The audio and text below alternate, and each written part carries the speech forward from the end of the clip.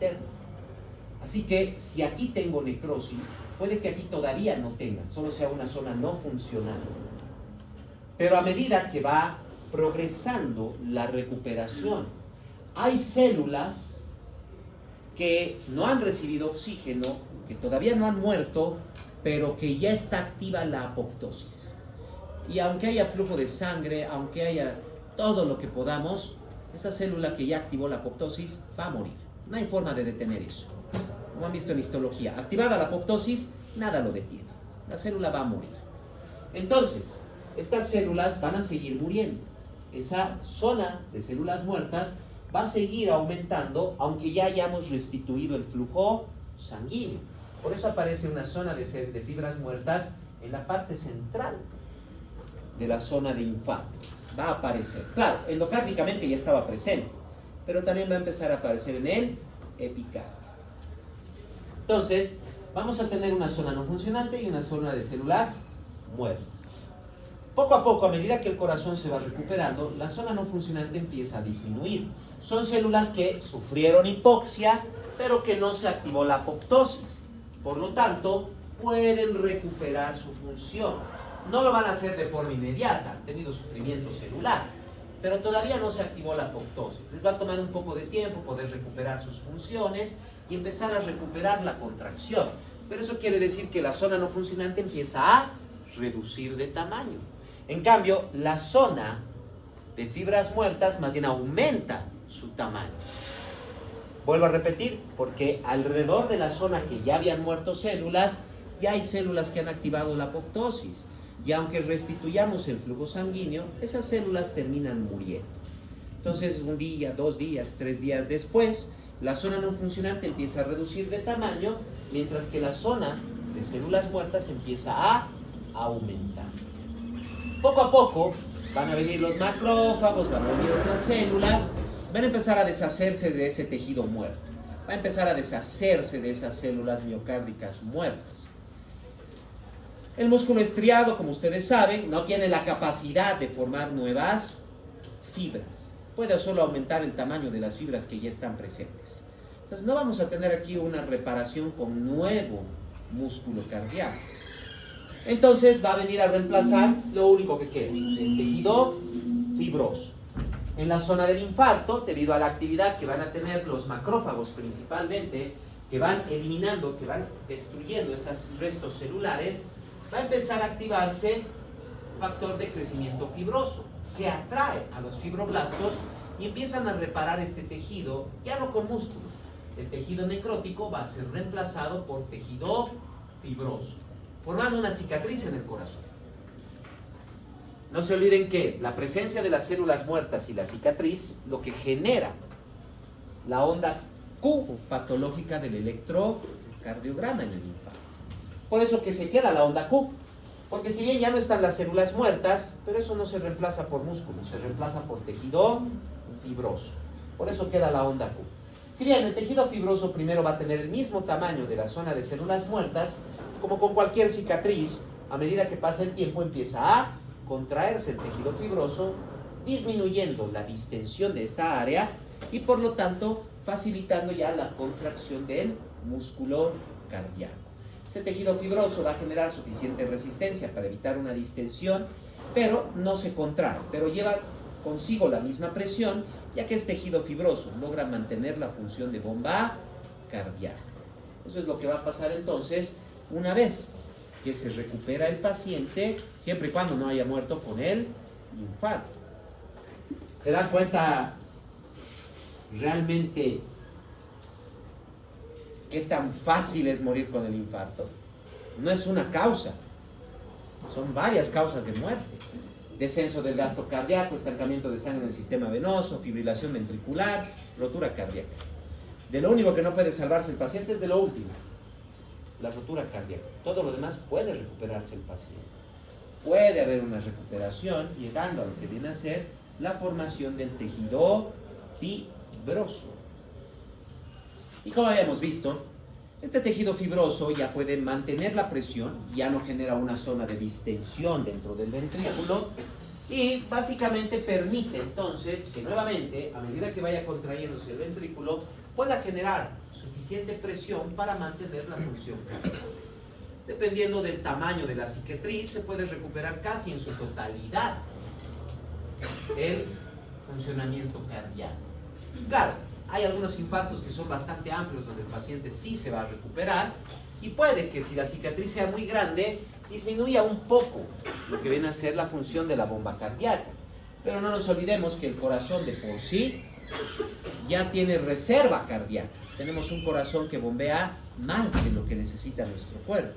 Así que una disminución de la función cardíaca leve no va a afectar mucho la calidad de vida del paciente.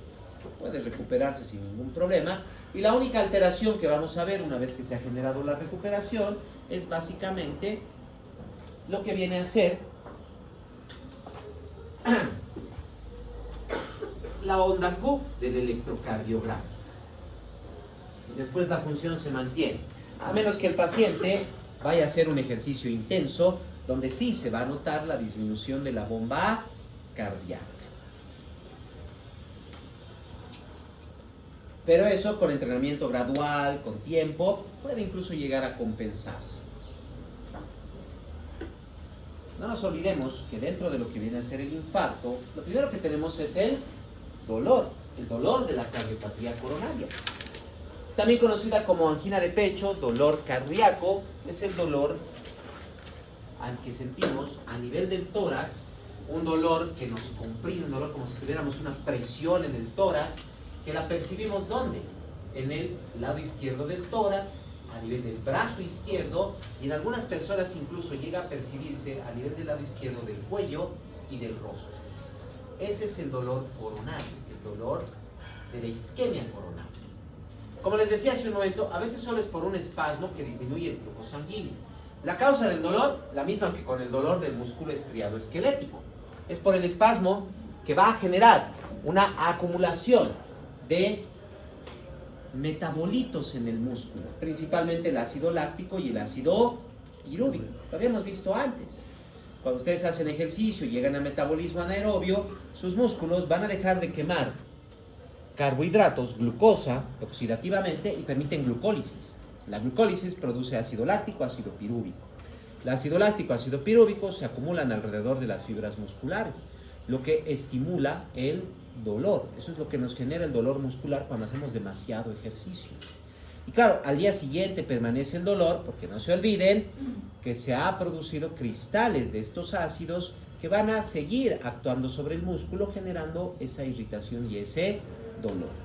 En el corazón no va a haber esta formación de cristales, porque como está contrayéndose todo el tiempo, logra sacarlos. Pero la presencia en el momento de la isquemia, la presencia del ácido láctico y el ácido pirúvico, más los metabolitos resultantes de la muerte de las células, son las que activan el dolor y las que nos van a generar esa sensación. A veces solo con la hipoxia, generando la angina de pecho. Tratamiento, sabemos que es por un vasoespasmo.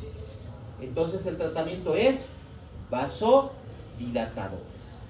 Habíamos visto en la anterior clase, cuando habíamos presión, algunos vasodilatadores.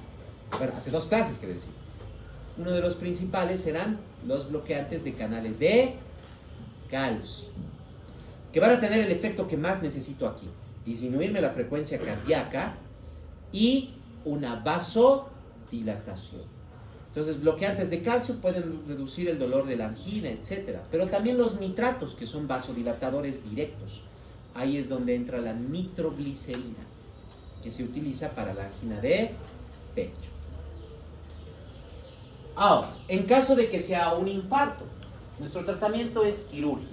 Podemos hacer 2 diferentes tratamientos quirúrgicos. El primero es básicamente lo que viene a ser el bypass coronario o la cirugía de derivación aortocoronaria. ¿A qué se refiere? Entonces, yo aquí lo que tengo es un vaso sanguíneo que está completamente obstruido, o sea, una rama de la coronaria obstruida. Tengo que hacer una derivación, un bypass, o sea, un puente. En este vaso sanguíneo, vemos que aquí lo tenemos, aquí está la obstrucción. Entonces, lo que yo voy a hacer es tomar una vena de cualquier parte del cuerpo y la voy a unir al vaso sanguíneo en un punto Y esta vena, como pueden ver, la voy a unir al mismo vaso sanguíneo después de la obstrucción. O sea, estoy haciendo un puente, nada más.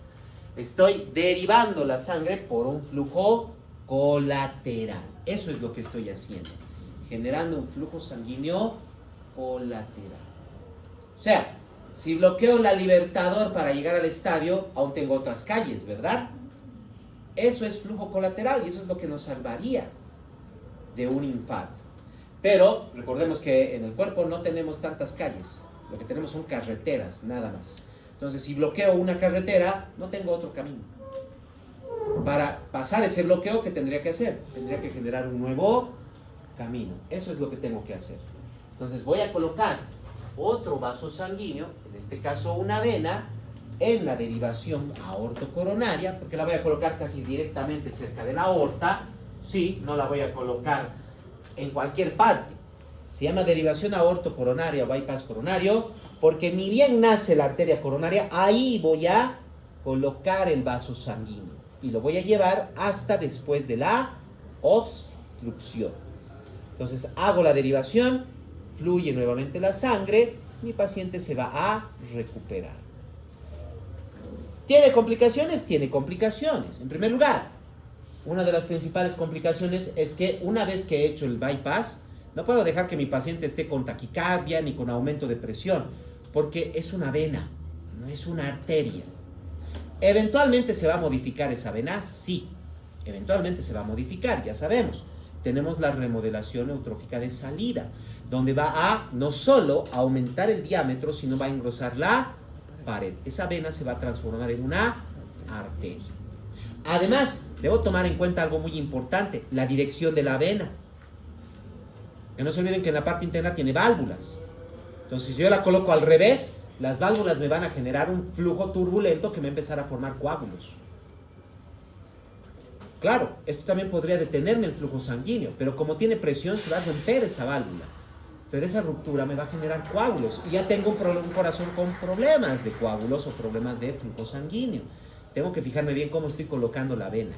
Tiene que ser en la dirección normal, no puedo ponerla al revés.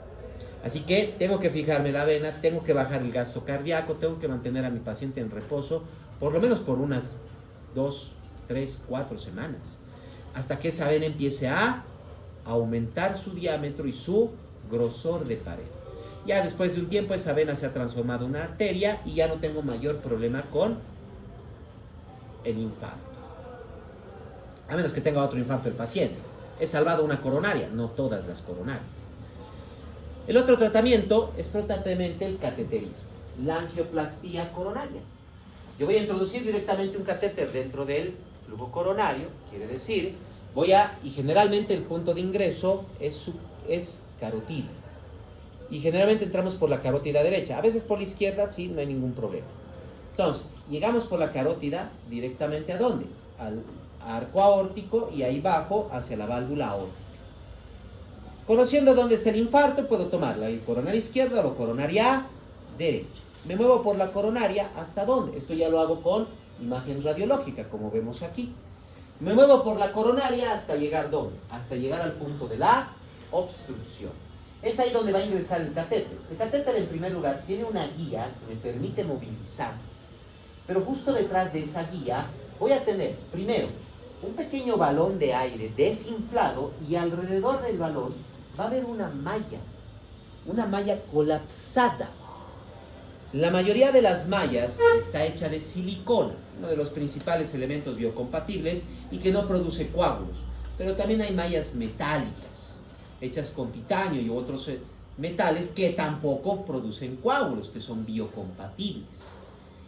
Una vez que he llegado a la obstrucción, vean bien, esta es la placa ateromatosa que me está generando el infarto. Esta es la placa. Lo que voy a hacer una vez que llego a esta obstrucción es inflar el globo. Voy a introducir un poco de agua directamente dentro del catéter, lo que me va a inflar el globo. Al inflarme, me abre la malla. Abre la malla de silicona o de metal que está dentro del catéter, bueno, alrededor del catéter. Al abrirse, vean lo que pasa, esto me comprime el tejido adiposo, los ácidos grasos, Algunos se liberan, van a empezar a movilizarse, pero me está abriendo el vaso sanguíneo, lo está abriendo. Desinflo el globo, pero ya no se va a mover la malla. Como se ha abierto, ya no va a colapsar. Entonces desinflo el globo, la malla se queda en su posición, manteniendo el vaso sanguíneo abierto y retiro el catéter. Eso es la angioplastía coronaria.